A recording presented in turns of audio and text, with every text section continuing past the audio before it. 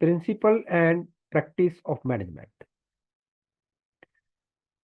This is the unit first of chapter 1, where you will learn about why there is need of principle and practice of management. I would like to address your concern about why there is need of. There was a manager working in a factory and he was facing many issues like his colleagues, subordinates, his superiors. So he come to a conclusion with a practice where he address the problem of all the subordinates, colleagues, superiors, and he addressed the problem in a way that he come with a management principle, a standard policy for all those who are working there, so that they have no issue, such kind of issues like they feel biased. So principles and practices of management leads to better environment. So in this chapter, we will learn about the things, why there is need, and how these practices are going to help the management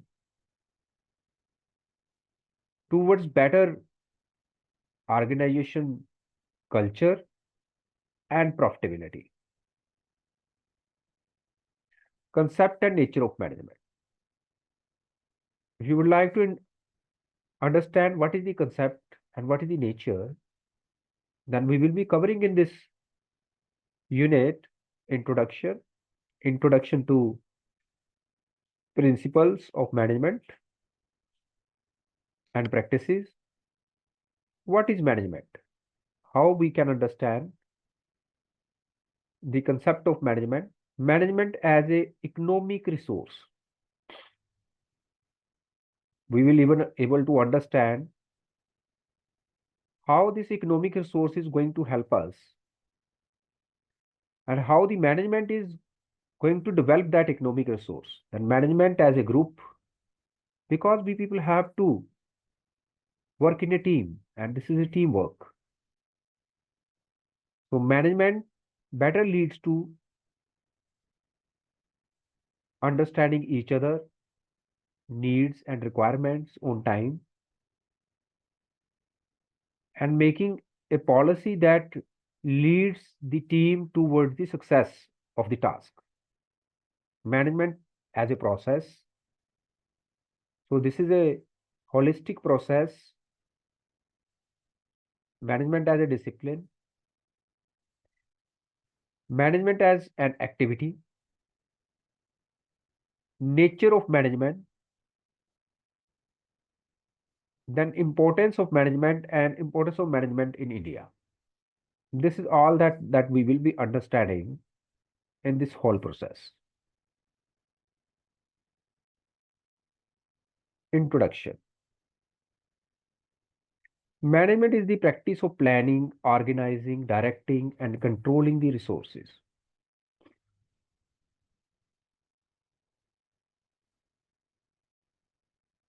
Look, planning is like you have to pre-plan before entering into an activity. If you are not going to plan the things properly, you won't be able to organize. So this is a process. First, you have to do the planning of the resources available with you. During the planning, you have to understand the 3S of the management. That is the first S is the right structure. आपको ये देखना है कि सही structure क्या है. Then आपके पास जो रिसोर्सेज है उनको प्लान करते हुए second S is the self sufficiency. उन रिसोर्सेज की सेल्फ सफिशिएंसी आपके लिए क्या है. Then if you have properly plan that, then it is the scalability. You can't expect the scalability from the very first day. तो जो principle of management है, इसमें हम किसी पर्सन की एक्टिविटीज को enhance करते हैं so that he becomes the expert of that particular activity. This is a kind of delegation. You delegates the responsibilities to the right people in the right time, और उन delegation में आप वो responsibilities उनको expert बनने के लिए देते हो सो दैट ऐसा ना हो कि आप उन्हें मल्टीपल टास्क दे दें और आप वो ऑर्गेनाइज ना कर पाए। तो आप जब किसी स्पेशलाइज टास्क को एक पर्सन को देते हो तो ही become specialise in that with the time effect. तो प्लानिंग में आपको प्लानिंग करनी है कि किसको किस समय कौन सा टास्क देना है या कौन से टास्क का एक्सपर्ट बनाना है, उसकी कैपेबिलिटीज क्या है। Then organising, then you have to organize the task as per the time frames, then directing. Once you have planned and organized, then only go for the directing, that you have to start now. अब after directing you have to control the whole process. एक factory में आप जब या किसी industry में corporate में काम करेंगे, it is not about just planning, it is even about controlling. You can't leave the task unattended, you have to attend, you have to take the feedback, you have to provide the proper resources and time to time verification, assessment, ये आपको सब करना रहेगा। such as people, finance and materials, कितना finance चाहिए, कितना material चाहिए production के लिए, किसी इवेंट के लिए, किसी एक्टिविटी के लिए। so as a management professional you have to achieve organizational objective effectively and efficiently. It is applicable in business, government institutions and non-profit organization. अब इसको ऐसा लीजिए, एग्जाम्पल के तौर पे आपकी मदर घर पे काम करती है तो she manages all the resources, but before starting of every month she plans the finance, she organises the activities, where to spend, where not to spend. She even direct the other uh, to the children that how you have to put your efforts. Then she even controls. Similarly, in a organization where there are thousands of people are working, or thousands of employees are working, there you have to do all these activities in a very organized and systematic manner. There you can't expect that things will go in such a way that you have planned. There you have to categorize the policies, and policies are of two categories: tightly integrated and loosely integrated. So there, where we people have about thousand and lakhs of employees, like Ambani, they people have lakhs of employees. They people have tightly integrated policies wherever these required. So I hope you have understood. It is applicable in every business, even government institutions and non-profit organizations. So for the efficient work culture, management plays a significant role. So what is management? That was the definition. Management is a practice of planning, organizing, directing, controlling resources such as people, finance, and material to achieve organizational objective efficiently and effectively. It even helps us to evaluate, analyze, and assess the capability of our resources. It even helps us to expand our resources and manage the credibility of the overall credibility of the organization. Organisation का overall जो work culture है वो management पे depend करता है। तो principle of management जो है, ये अलग अलग जो एक्टिविटीज हैं उन पे हम फाइनेंशियल एक्टिविटीज पे अप्लाई करते हैं, प्लानिंग एक्टिविटीज पे अप्लाई करते हैं, ऑपरेशनल एक्टिविटीज पे अप्लाई करते हैं, so that we people have the proper outcomes. Management as economic resource, क्या है मैनेजमेंट का इकोनॉमिक रिसोर्स? अगर मैनेजमेंट को एज इकोनॉमिक रिसोर्स देखें तो इकोनॉमिक रिसोर्स की प्लानिंग जो होती है ओवरऑल, उसका पर्पस है इकोनॉमिकली ऑर्गेनाइजेशन को सस्टेन करवाना और लीड करवाना। तो management is a vital economic resource that organise labour capital and land,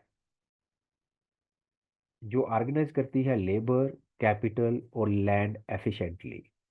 it boost productivity. अगर आपकी मैनेजमेंट अच्छी है, आपने अ- जैसे मैंने आपको 3S का एग्जांपल दिया, स्ट्रक्चर्ड, सेल्फ सस्टेन्ड। अगर स्ट्रक्चर्ड होगा तो सेल्फ सस्टेन्ड होगा, अगर सेल्फ सस्टेन्ड होगा तो स्केलेबिलिटी भी उसकी आएगी। स्केलेबिलिटी मतलब उसका प्रोडक्टिविटी, उसकी एफिशिएंसी बढ़ेगी। बट अगर आप पहले दिन से ही स्केलेबिलिटी पे काम करते हो और स्ट्रक्चर पे काम नहीं करते, तो is it going to happen? Do you think so? नहीं। हम सब कहेंगे कि without structure, without proper planning, how the acceleration can come. For example, your body, it has a proper structure. You have a planning here in your brain, execution in your hands, acceleration in your legs. So this is a very basic example of management, that even our body has properly managed. Similarly, while you are doing the 3S in your company, or with resource planning, or with your work culture, then management plays a significant role to boost the productivity and foster the innovation. You are even addressing the concern of the employee with the help of their inputs. So you might have seen at many of the companies or organization, if you even visit hospital, private hospitals, there is a feedback box, there is a idea box they have kept aside on the reception, so that you can put or you can mention your ideas there. Support business growth, आप business growth को support कर सकते हैं। Generate employ, reduce risk and strengthen overall economic development and sustainability. आप overall economic development और sustainability को भी develop कर सकते हैं। अब जो इकोनॉमिक डेवलपमेंट है, वो तभी स्ट्रेंथन अप होगी ना जब आप प्रोडक्टिविटी बढ़ाओगे और बिजनेस सपोर्ट में ग्रोथ कर पाओगे। तो management as an economic resource, overall जो अवेलेबल रिसोर्सेज हैं उनके यूटिलाइजेशन को यूज करते हुए स्टेबिलिटी की तरफ काम करती है। Stability for employees and even for the market to manage the risk. अब इसमें अगर हम रिस्क की डेफिनेशन लें तो R for rush, I for into, S for success, K for key. Rush into success key. तो जो रिस्क है उसको मैनेज करने के लिए हम मैनेजमेंट के प्रिंसिपल्स को अप्लाई करते हैं और उनके बेसिस पे हम एक लेवल लेके आते हैं ऑर्गेनाइजेशन का, जिससे कि एम्प्लॉयमेंट भी सस्टेन कर पाए और इकोनॉमिक डेवलपमेंट एंड स्टेबिलिटी भी इन्हांस हो पाए। I hope you have understood.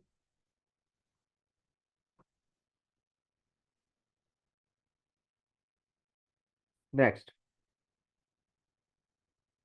Management as a group. अगर मैनेजमेंट एज ए ग्रुप की बात करें, management as a group include individuals at various levels who work together to plan. देखिए, अगर किसी फैक्ट्री का एनवायरनमेंट देखें तो वहाँ ग्रे कॉलर से लेके वाइट कॉलर तक के एम्प्लॉयज होते हैं।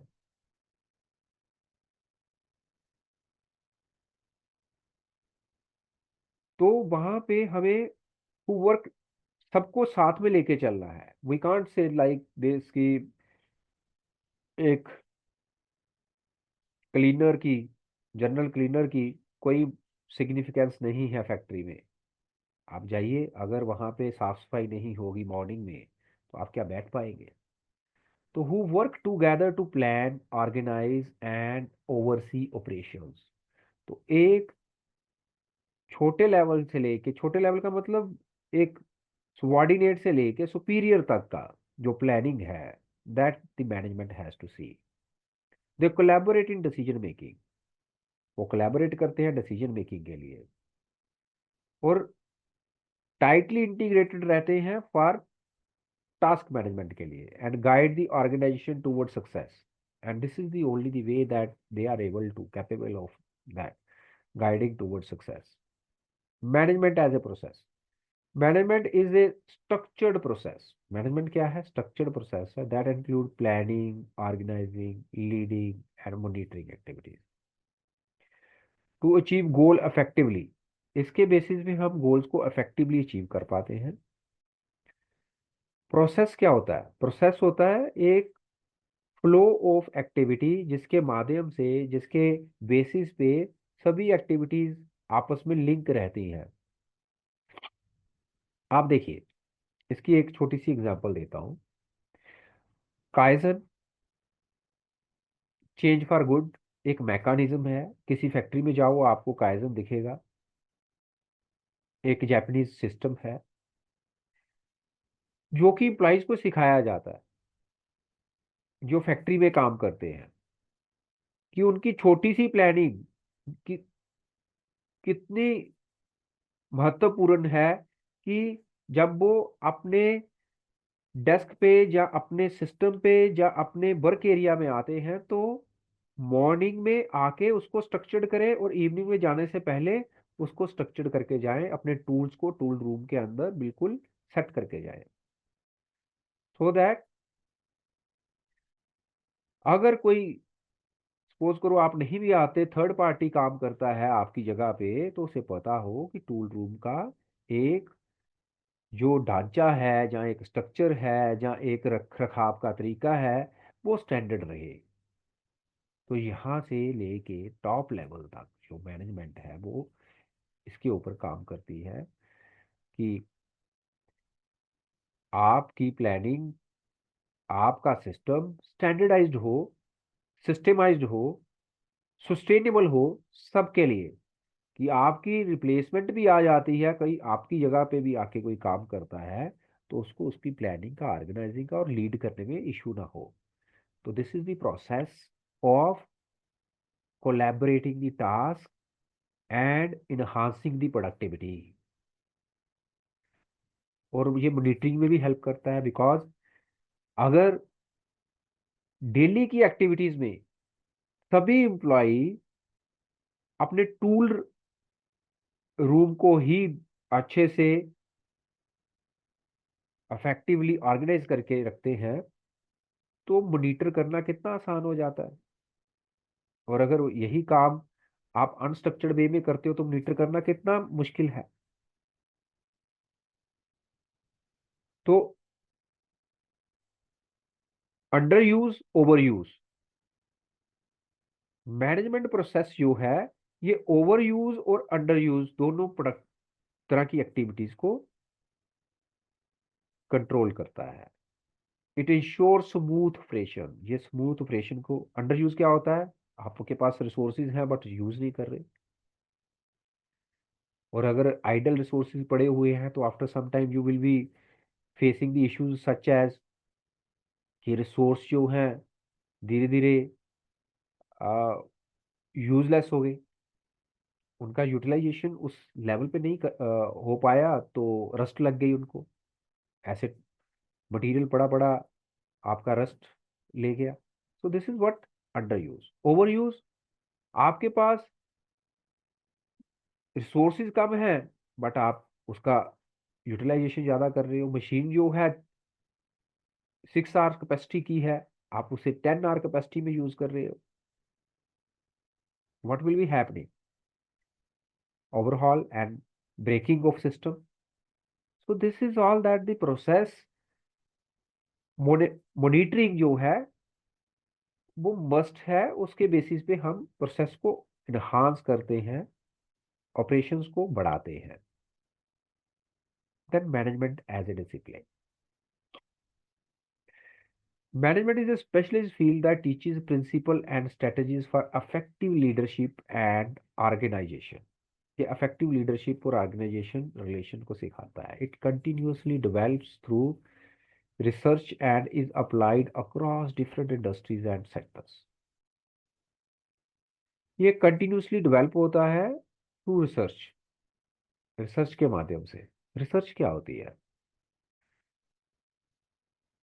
आप रेगुलरली इन टच रहते हो तो आप नई पुरानी एक्टिविटीज के बेसिस पे नई एक्टिविटीज जिनमें प्रोडक्टिविटी कम हो रही है, नई एक्टिविटी और रूल एंड रेगुलेशंस की रिसर्च करते हो जिससे कि प्रोडक्टिविटी इनहांस हो। तो कंटिन्यूस डेवलपमेंट में आप रहते हो and is applied across different industries and sectors, और ये हर इंडस्ट्री में अप्लीकेबल है। तो मैनेजमेंट एक ऐसा डिसिप्लिन है जिसका strategic effect leadership and organisation पे पड़ता है।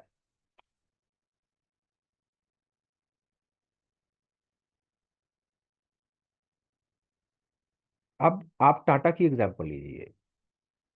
टीसीएस, अगर आप उसका कल्चर देखेंगे टाटा कंसल्टेंसी का, if you have ever got the opportunity to visit there, they people have a proper discipline in their organization to develop the rules, standardized rules and regulations जिनको bypass नहीं किया जा सकता। Employees, they people have to follow all those rules and regulations। और for example वहां पे आप bypass नहीं कर सकते ए बी सी। सपोज करो A is superior, B is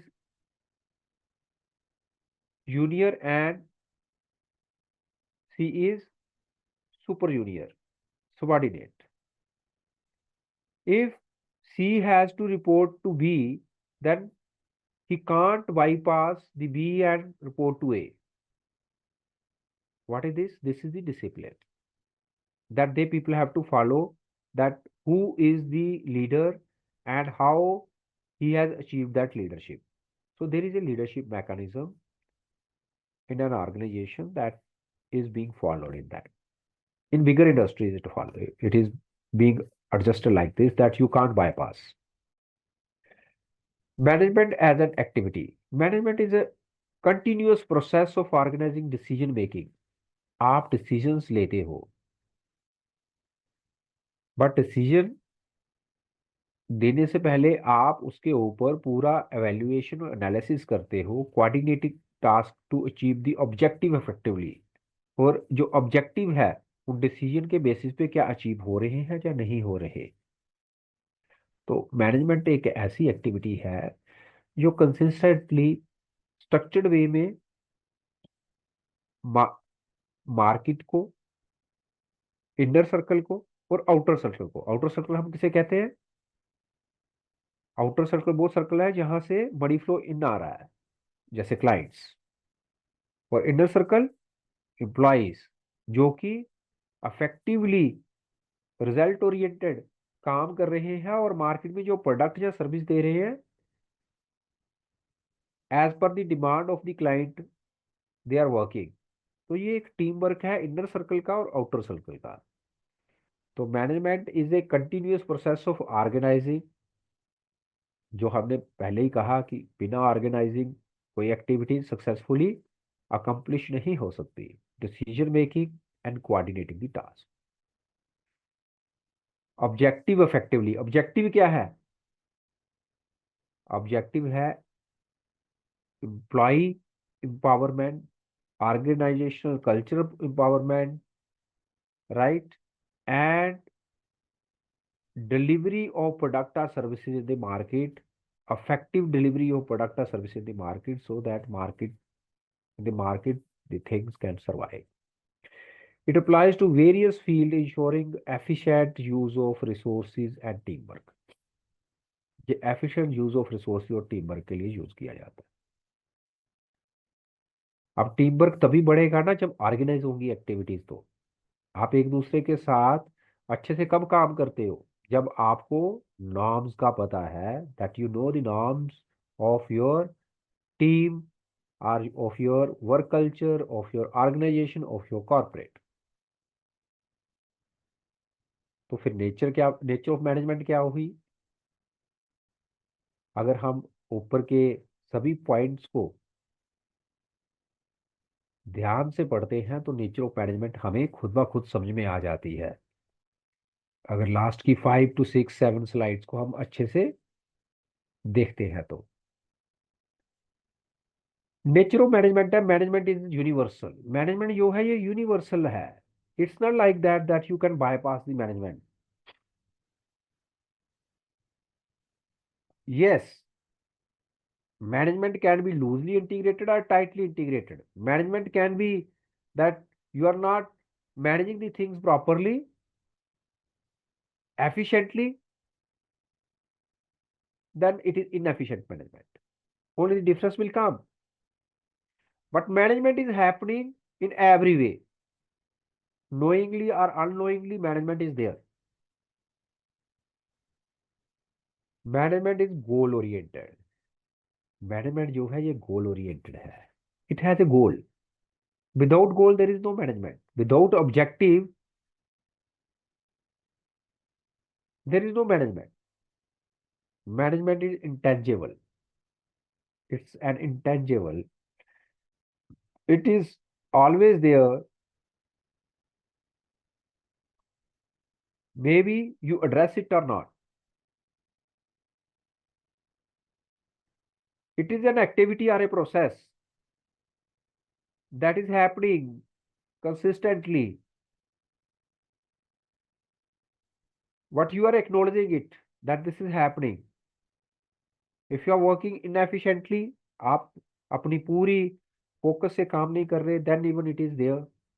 If you are working efficiently, then it is always there that you see that the things are happening with more capacity, and capacity building is going there, right?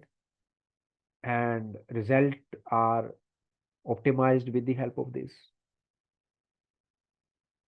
It's a social process. It's very common, right? It's not like that you can bypass it. I have already told you. It's a process that is very common for us. Management is multi-actor discipline. Management क्या है? Multi actor discipline है। ऐसा discipline जिसके कई different different parameters हो सकते हैं, और उन पैरामीटर्स पे हम काम कर रहे हैं। ऑल टुगेदर हम उन पैरामीटर्स पे, रिजल्ट्स पे काम कर रहे हैं। पैरामीटर्स क्या होते हैं? नॉर्म्स, नॉर्म्स लगा लीजिए, या फिर सब्जेक्ट लाइन्स लगा लीजिए। Management is a continuous process. Management एक कंटिन्यूअस प्रोसेस है। It is never ending, never stopping, consistently happening. चाहे आप घर की बात करो, बाहर की बात करो, तो ये एक ऑन गोइंग प्रोसेस है। Purposeful management is purposeful, target oriented. We people have a target in our mind. With the help of that, management is evolving and operationalizing. Management is a group phenomenon. Management एक group phenomenon है. It's not that we can do alone. It's a team work. अभी prime minister Shri Narendra Modi की एक speech सुन रहा था मैं, उन्होंने उसमें कहा कि विदाउट टीम वर्क, बिना टीम वर्क के कोई मैनेजमेंट नहीं है, कोई लीडरशिप नहीं है। तो लीडर वो है जो दूसरों को भी लीडर बनाए, उनकी लीडरशिप क्वालिटीज को देखे और उनको इनहांस करे। This is the management. It's a group phenomena. और यहाँ एक कोई लीडर या कोई कोऑर्डिनेट थोड़ा कम इफेक्टिवली काम कर पाता है, वहां उसकी एफिशिएंसी को बढ़ाए और उसको सपोर्ट करे और उसको फिर ये बोले, this is what that you have done, this is what the prime minister Modi has told us, that this is a group phenomena, this is a team work. So management is always developing the values and qualities of people or employees who are working for a purpose, and that purpose is enhancement and achievement of company mission and vision. Management is essentially an executive function. ये एक executive function है. It's not like that that you start feeling I'm boss. No, feel like an executive on every level and work toward that execution. Management makes things happen. Management जो है ये चीजों को आगे बढ़ाने में, उनको सक्सेसफुली हैंडल करने में हेल्प करती है। इम्पोर्टेंस ऑफ मैनेजमेंट, इनके बेसिस पे अगर हम देखें तो क्या क्या इंपॉर्टेंस है मैनेजमेंट की। Management is a structured process of planning, जो हमने पहले डिस्कस किया, डायरेक्टिंग। और इसका जो सिग्निफिकेंट है, अगर हम बात करें, अगर हमारी मैनेजमेंट के रूल्स रेगुलेशन स्ट्रक्चर्ड हैं, ऑर्गेनाइज्ड हैं, गोल जल्दी अचीव होगा। अफेक्टिवली डिजायर्ड जो गोल है, जो हमने सोचा है, वो अचीव होगा। एफिशिएंट रिसोर्स यूज, हम एफिशिएंटली रिसोर्सेज को यूज कर सकते हैं। इनकरेजेस इनोवेशन, ये इनोवेशन को इनकरेज करता है। इनहांस डिसीजन मेकिंग, ये डिसीजन मेकिंग को इनहांस करता है। बूस्ट प्रोडक्टिविटी, प्रोडक्टिविटी को बढ़ाता है। इंश्योर्स कोऑर्डिनेशन, ये कोऑर्डिनेशन को बढ़ाता है। फॉर एग्जांपल, अगर कंपनी में अलग अलग डिपार्टमेंट में अलग अलग एम्प्लॉयज करते हैं, काम करते हैं, तो उन सबके बीच में कोऑर्डिनेशन अगर प्रॉपर होगा, तालमेल अच्छा होगा, तो it will enhance that productivity. Promote stability, ये स्टेबिलिटी को बढ़ाता है। Helps organisation adapt to change and grow sustainable. अब स्टेबिलिटी कब बढ़ती है? जब प्रोसेस फ्लो स्मूथ होता है, राइट। तो प्रोसेस फ्लो कब स्मूथ होता है? जब हर कोई एफिशिएंटली, सिस्टमेटिकली, स्टैंडर्डाइज तरीके से काम कर रहा है। और स्टैंडर्डाइज्ड का मतलब ही मैनेजमेंट है, तभी वो सस्टेन कर पाएगा। तो this is the importance of management.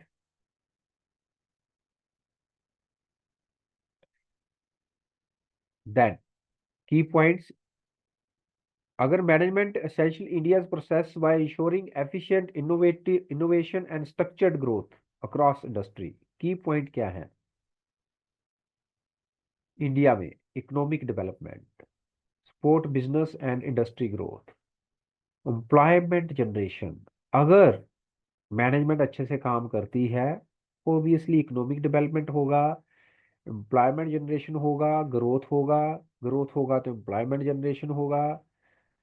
ने न्यू जो इनोवेशन हैं उन पे काम किया जाएगा। ऑप्टिमल रिसोर्स यूज, हम रिसोर्सेज को ऑप्टिमली यूज कर पाएंगे। Encourage entrepreneurship, promote startups and innovation. ये स्टार्टअप और इनोवेशन को प्रमोट करता है। Infrastructure growth, aid in development and planning. Global competitiveness, strengthen India's position in global market. ये ग्लोबल मार्केट में इंडिया की पोजीशन को स्ट्रेंथन करता है। Improved governance, enhance efficiency in public administration. Overall अगर हम देखें गवर्नेंस जो है, गुड गवर्नेंस, उसको ये इनहांस करता है कि जो एफिशिएंसी है और पब्लिक एडमिनिस्ट्रेशन है उसको ऑप्टिमाइज करता है, उसकी कैपेबिलिटीज को बढ़ाता है। This is the importance of management in Indian context. की की पॉइंट्स को आपको अपनी मेमोरी में रखना है कि इकोनॉमिक डेवलपमेंट हो रहा है तो किनका हो रहा है। अगर बिजनेस और इंडस्ट्री का अकेले का की इकोनॉमिक डेवलपमेंट नहीं है, इवन ऑफ एम्प्लॉय है, इवन ऑफ सोसाइटी है, राइट। एम्प्लॉयमेंट जनरेशन हो रहा है तो जॉब्स मिल रही हैं अगर मैनेजमेंट अच्छा है तो this is all that happening. Learning activities, आपको इसमें कुछ एक लर्निंग एक्टिविटीज अपने लिए रखनी है, जैसे goal setting. while you are going to do the management, आपको गोल सेट करना है कि आपके ऑब्जेक्टिव क्या है, पर्पस क्या है। Defining clear learning objective, define clear learning objective and collaborate promote team work. बिना टीम वर्क के अगर if you are planning the things that I am only the leader, I am the boss, nothing can happen, operations can't happen in that way। ना ही social, ना ही organisational, ना ही industrial, ना ही factory के। encourages encouraging activity participation, encourage active participation. आप active participation भी encourage करते हैं अगर मैनेजमेंट के रूल्स नॉर्म्स एड्रेसेबल हैं, अच्छे हैं तो।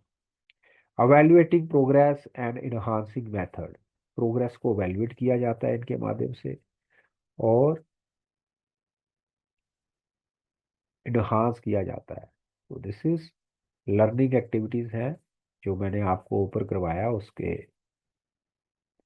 अगर हम बात करें तो कंक्लूजन, ओवरऑल देखें तो management play a crucial role in driving economic growth. किसी भी मैनेजमेंट की बात करें तो इकोनॉमिक ग्रोथ उसका जो है वो मैनेजमेंट के बेस पे एड्रेसेबल हो जाता है, इफेक्टिव हो जाता है।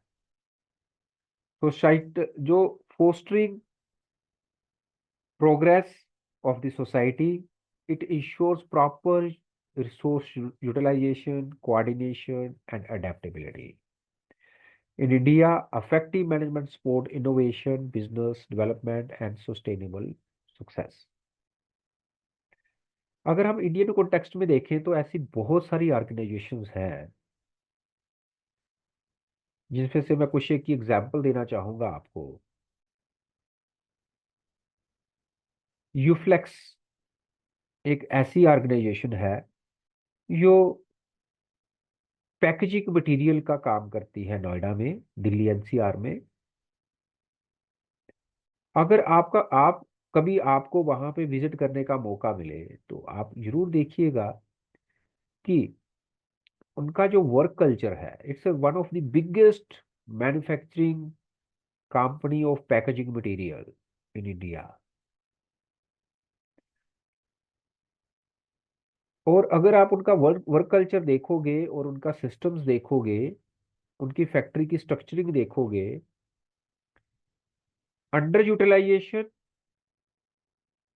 Of resources you want be able to see there, over utilization they don't do. Employee management, they people have aggressive policies for the employees. Employee support system and feedback system, they people have addressable employee support system and feedback system. And hierarchy level management, they people have systematic standardized hierarchy level management। तो Indian economic system में जो subordinate है उसको जो work culture देना है, management है, जो उसकी मैनेजमेंट है वो डे टू डे बेसिस पे रिसर्च करती है, वीकली बेसिस पे अप्लाई करती है, फिर उस पे री रिसर्च करती है, और उन एक्टिविटीज में अप्रूवमेंट के जितने भी पॉइंट्स होते हैं उसको अप्लाई करती है, इम्प्लीमेंट करती है। तो मैनेजमेंट जो है, इकोनॉमिक, एनवायरमेंटल एंड इंगेजमेंट, ये तीन जो एक्टिविटीज हैं, first thing economic, environmental, required as per the environment of that country, और एम्पावरमेंट ऑफ द सोसाइटी, इन सब पे ऑल टुगेदर अच्छी प्लानिंग के साथ काम करती है, so that they can have a process, sustainable process that can lead to the leadership development in place of just employee engagement. If you have any questions now, you can ask me. So these are the multiple choice questions for you out of above given unit. Topic of the day. As per that topic, you have to study these quiz questions, R questions, multiple choice questions, so that you can prepare. And if you find some more questions, that will be great for you.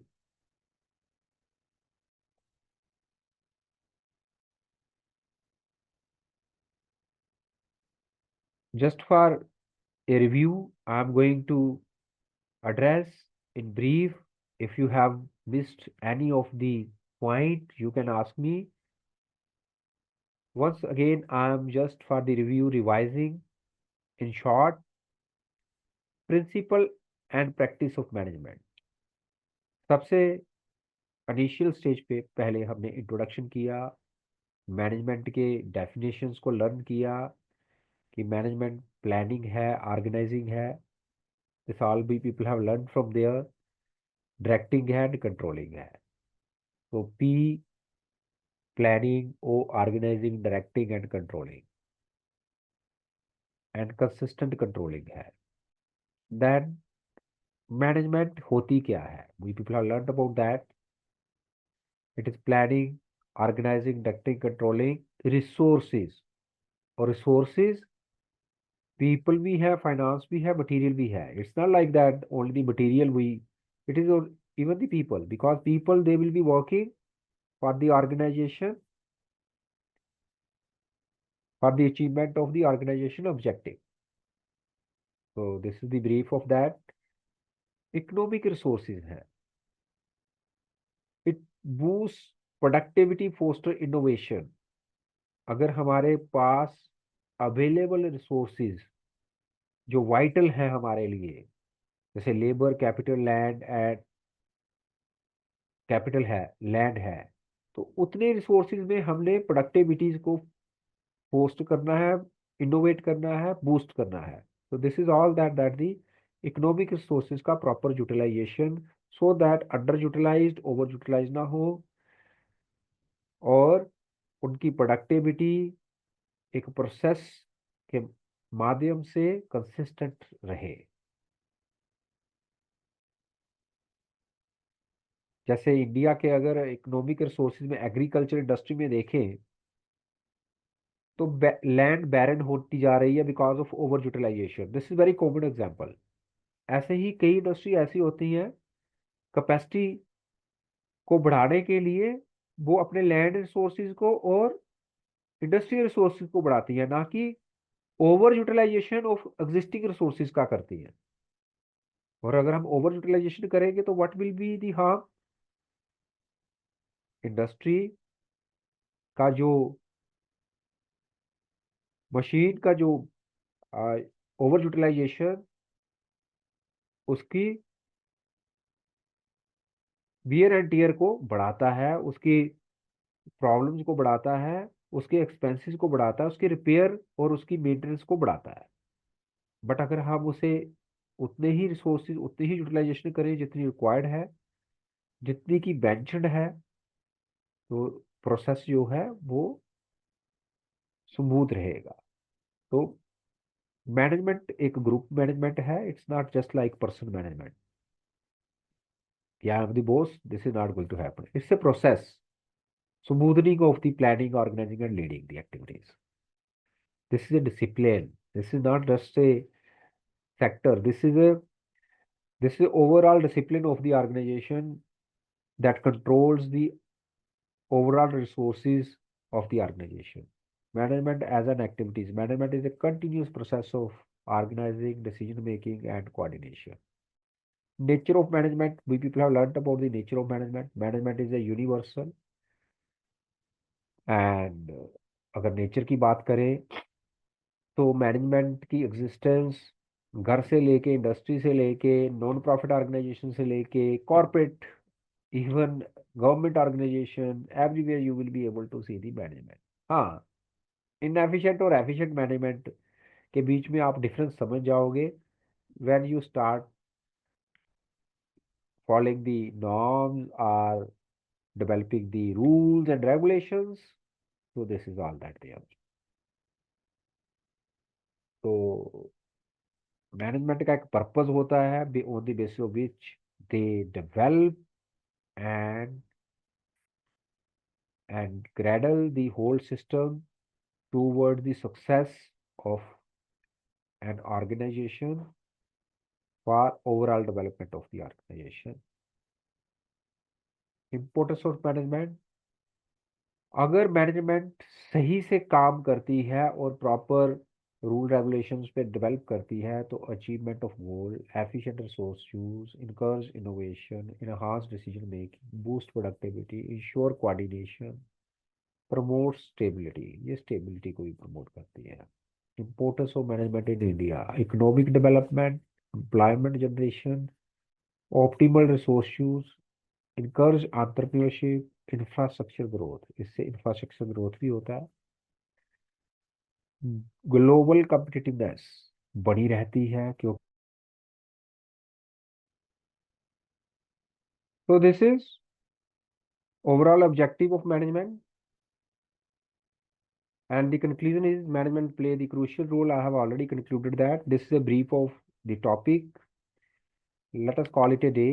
If you have any question, you can ask me, and this PPT is available on your LMS. You can further study this PPT and do with your multiple choice questions. It will help you to generate more ideas. Thanks for the day. Take care.